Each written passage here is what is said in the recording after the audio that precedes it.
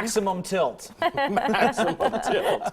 Yeah, I mean, today is one of those days that technically the days don't get any longer. We just have more sunshine. Right. But it feels like daylight. Yeah. We have more of that. And, you know, you look at some of those records back in the 1930s, that was the hottest stretch that we've ever seen on record. And we're now on track to have a interesting year ahead. Okay. We're about to head into La Nina after El Nino. Perfect, which is Spanish for... That will be... The Nino.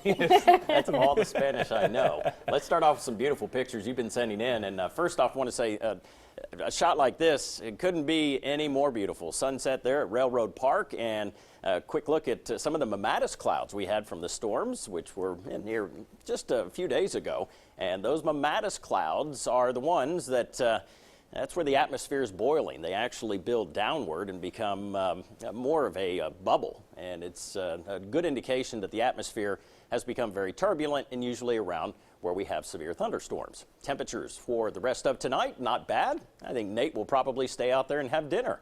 Temperatures get down to 83 at 7 o'clock. Still some of these fair weather cumulus clouds. And then we're back to more sunshine by 8 o'clock. Temperatures right around 80. And then once the sun sets, we'll see the numbers begin to go down a bit. Nothing extremely hot, although Hamilton, you are hot. 90 is a hot benchmark. 87 around Tuscaloosa as well as Gadsden. Alabaster, 85. It's very comfortable. Plenty of sunshine out there.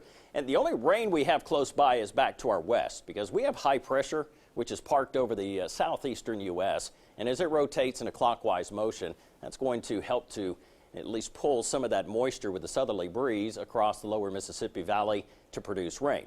Not necessarily happening here. We're pretty dry. Dew points in the mid-50s, which is a really important factor for how it feels as far as humidity goes and the potential for rain.